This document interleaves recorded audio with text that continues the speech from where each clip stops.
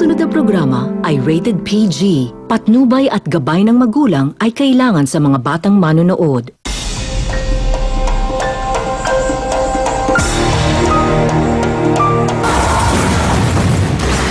Sa ulo ng bakbakan ngayong gabi, 10 security guards sa Department of Agriculture sa La Union, halos isang taon ang walang sweldo.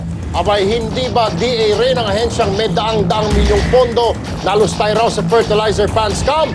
Saan naman kaya naitanim ang pera? Hahanapin niya ng ambush. Lutuan ng barbecue na dugo sa Manila. Protektado ng isang barangay captain. Oy! Sa pagmanman ng resback na patunayang ubod ng dumi ang dugong nilalaga. May bonus pang basurahan at kulungan ng aso sa paggawa sa ilalim ng isang tulay. Kikilos ang resback bago mamatay ang kakain ng dugyot na dugo.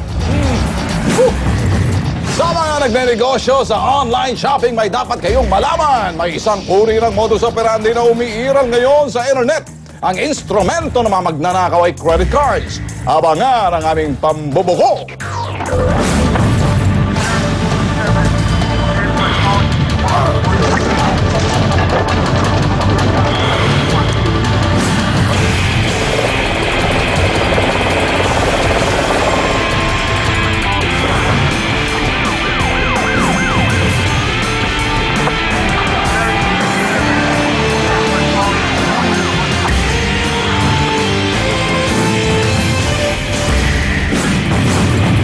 Magandang hapon mga kapatid, nakaredy na si Ma'am Liza Presnilio sa Senyas para sa presentation for this afternoon. Habang may debate kung beyond reasonable doubt ang impeachment, walang debate-debate rito sa T3. Basta't may sumbong, agad isasalang sa trial. Kung ayaw nyo ma-impeach, umiwas kayo sa katiwalaan. At kawalang yan, siyempre, ang magsisigasgan, sasagasaan. Ilalabas namin hindi lang ang tagong yaman ng mga kawatan, kundi pati ang tagong kalokohan ng mga pasaway. Kaya kami papatol, kayo naman ang testigo mga kol. Bakbakan na! Mga tiwali at pabaya, walang kawala, pananagutin, ambush! Ang Department of Agriculture ang ahensyang nagtuturo sa pagpapaunlad ng sakahan para sa araw-araw nating makakain. Pero bakit ang mismong ahensyang ito ay inireklamo na ng mga sikyo sa kanila ay ginugutom? Sino ang nabubundak para sa pondong dapat nakalaan sa security? Narito ang aming ambush. Tingnan niyo naman dito sa branch dahil nahihirap na kami. Wawa yung mga tao ko naghihirap. Nagngingit-ngit na lumapit sa T3 ang mahigit 10 gwardiya ng Guardsman Security Agency. Dating nakatalaga sa Department of Agriculture Region 1 Office sa San Fernando, La Union. Sa 10 buwan nilang pagbabantay sa ahensyang ito ng gobyerno, wala silang natanggap na sahod. Mas na kaming hindi na sumahod dito. Hirap na kami. Ang 7,000 na dapat matatanggap kada buwan ng mga sikyo, parang nailista na lang sa tubig. Katwiran daw ng kanilang security agency, hindi naman nagbabayad ang Department of Agriculture sa kanila. 10 months, sir. Mula March 1 hanggang December 31, sir. Hindi sila nakakapagbayad, sir. Sa Guardsman Security Agency, sir. Naalaman ng T3 na sinampahan ng Guardsman Agency ng kasong specific performance with damages ang DA noong February 2011. Isang agreement ang inilabas. Nakasaad dito na kailangang bayaran ng DA ang ahensya sa November 17, 2011. Pero taong 2012 na, wala pa ring bayad na natatanggap ang security agency mula sa Department of Agriculture. Nalintikan na. Pag umutang kami sa mga kapitbahay namin, sir, wala nang gusto magpautang sa amin kasi bound na kami sa utang. Hanggang ngayon, ang mga tauhan ng Guardsman Security Agency hindi pa rin pala nakakasahod. Maganda ang sinervisyo namin. Dapat maganda sana ang pagbayad naman sila sa amin. Update naman sana. Kaso lang inabot kami ng ganito eh. Mga bossing, dapat maging huwaran ng Department of Agriculture para hindi magutom ang alinmang pamilya. Saan ninyo dinadalang pondo para sa security? At nasa linya po ng aming telepono si Mr. Ernesto Aquino, ang may-ari ng Guardsman Security Agency. Magandang hapon po, Mr. Aquino.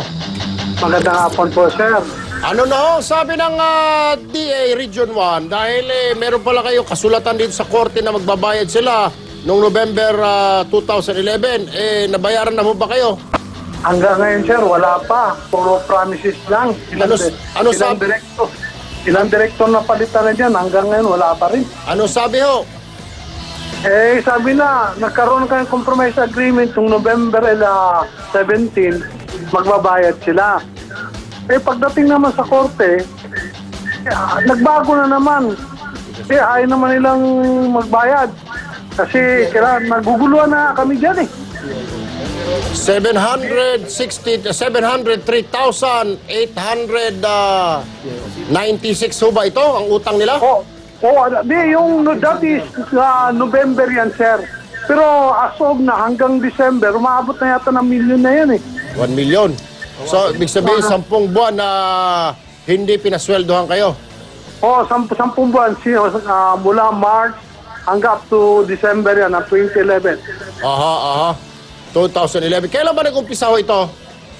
Nag-umpisa kami dyan, sir. That time is April 2009. 2009 pa? Ibang 2009. administrasyon pa pala ito. And then, nagkaroon ng rebidding sila uli ng January 2010. Nanalo kami uli. Ngayon, up to this present, mula nung January 10 Nandiyan na ba yun?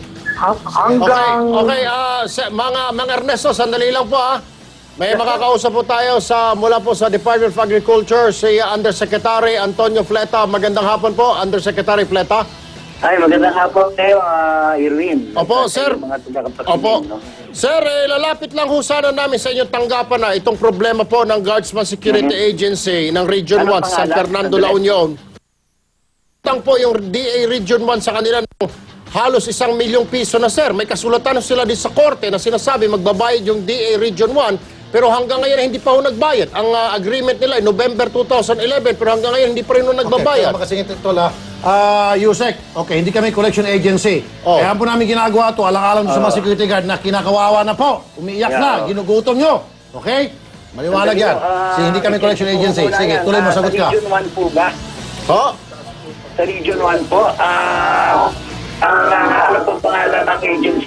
Guardsman Security Agency po, Undersecretary. Guardsman Security Agency. Security Agency. Itatawag ko po ito.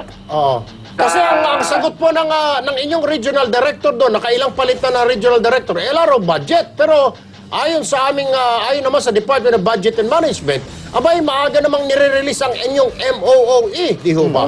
Ating na-check ito kung ano po ang nangyari dito. Sapagkat ngayon ko lang po ito nalaman, nang itawag po ninyo sa akin. Kaya kailangan kong pa-check kung ulan. Opo. Siguro, sir, pakisilip na lang, kung saan ginagastos ng inyong director doon sa Region 1 yung pinadadala yung MOE. Sakaling na usap ko yung regional director, papalik ako sa iyo, ay, sige po. Irwin, sige ho. Meron akong dagdag kay Yusek, yung director po ba at that time na nagkaroon ng problema ganito, siya na po yung director? Ano po? Siya na po yung director? Ano pangalang director sa Region 1? Director Casil ba ito? Casil? Ano to? Director Casil? Siya na po ba yung director noon at that time? Director? Casil. Casil. Casil? Opo, kilala niyo po siya. Siya po